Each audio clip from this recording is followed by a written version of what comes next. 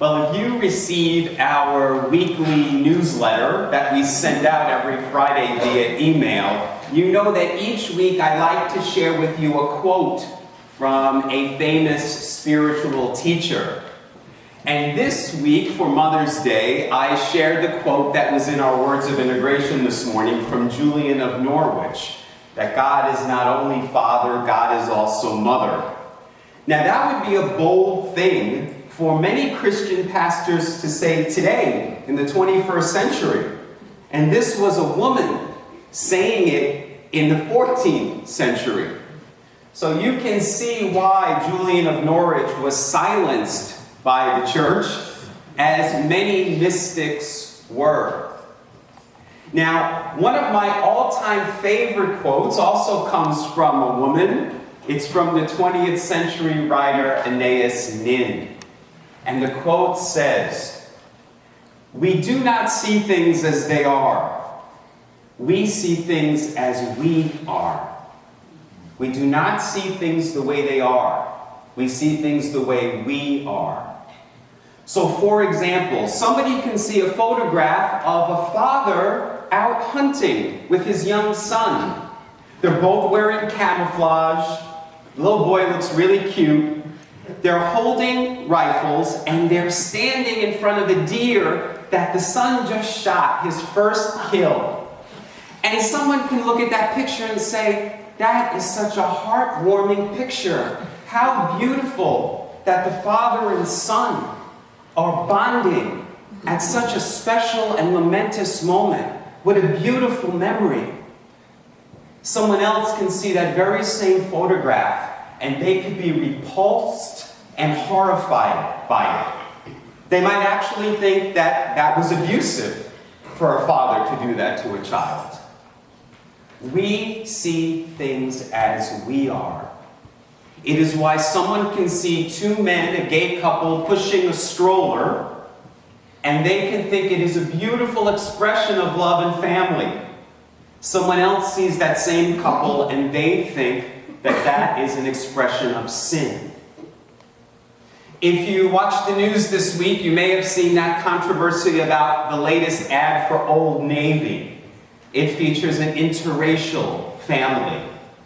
And online, on social media, people were calling for a boycott of Old Navy because they are talking about the races intermingling and how horrible that is. We see things as we are.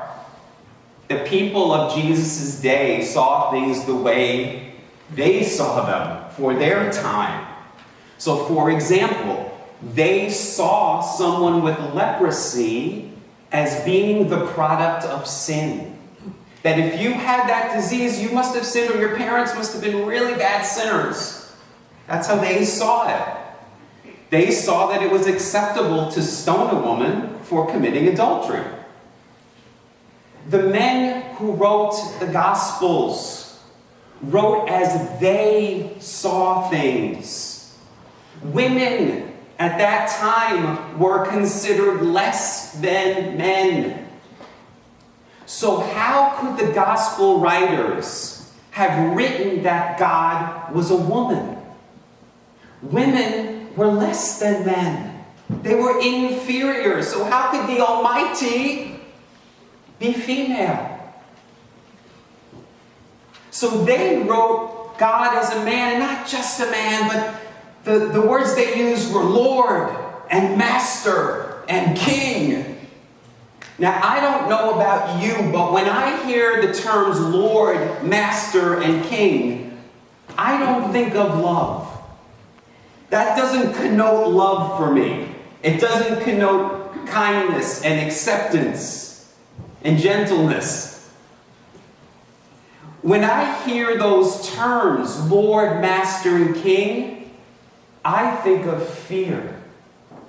I think of a conqueror, a ruler, someone who decides somebody's fate, someone we have to bow down and tremble in front of. I think of someone who lives high up in a tower or in a big castle surrounded by a moat and a drawbridge, someone so far removed from us and hard to get access to. our being told by our churches that God is Lord, Master, and King has kept most of us from experiencing God.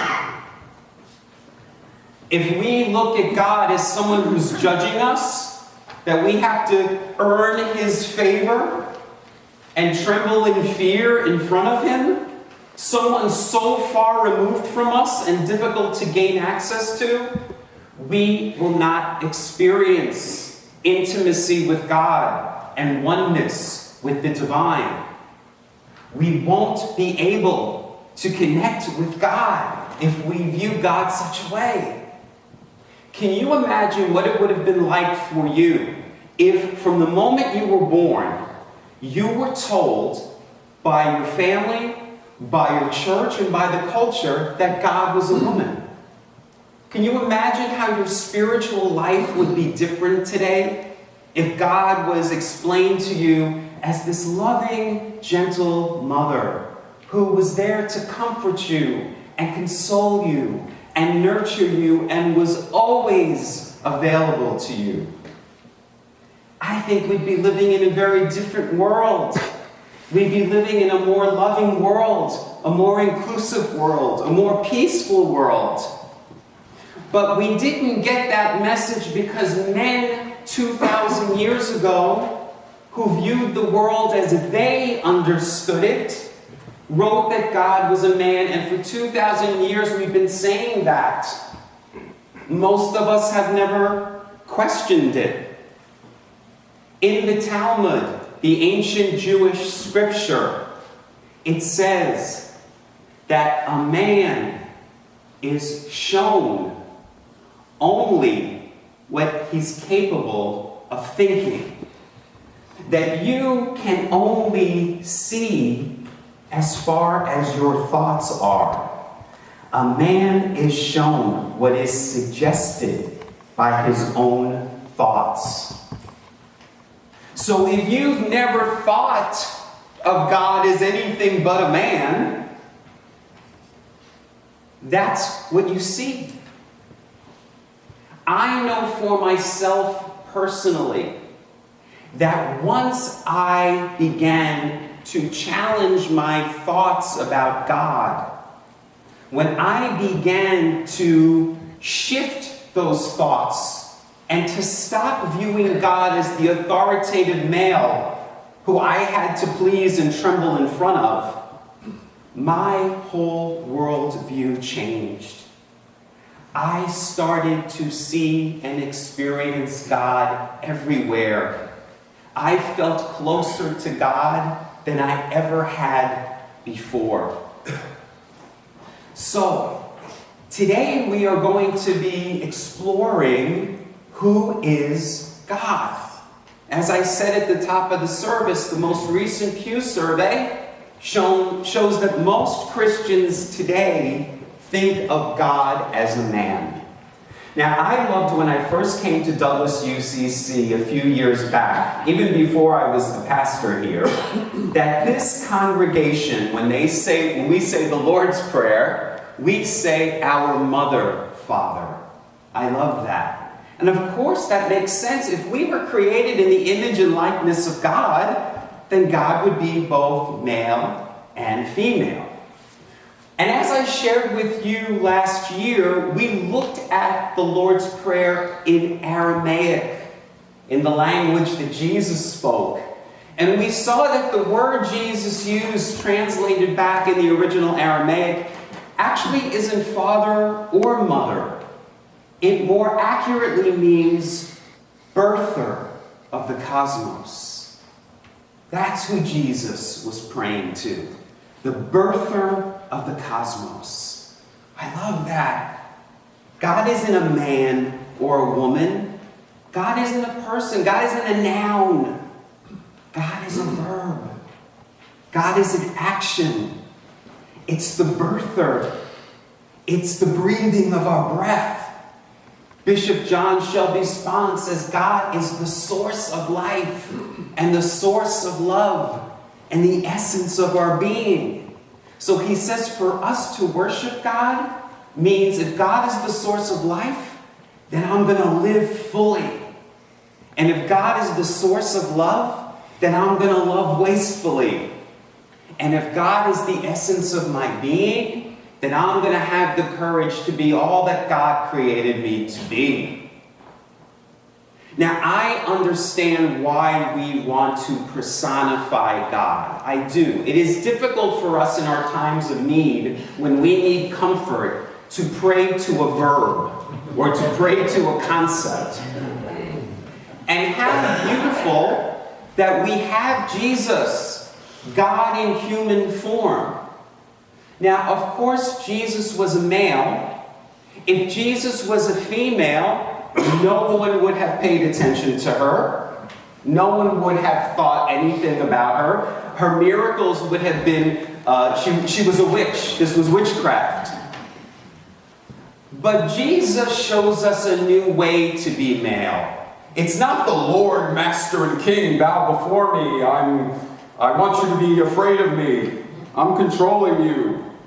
Jesus was a man who said, love your enemies. Turn the other cheek. Forgive instantly.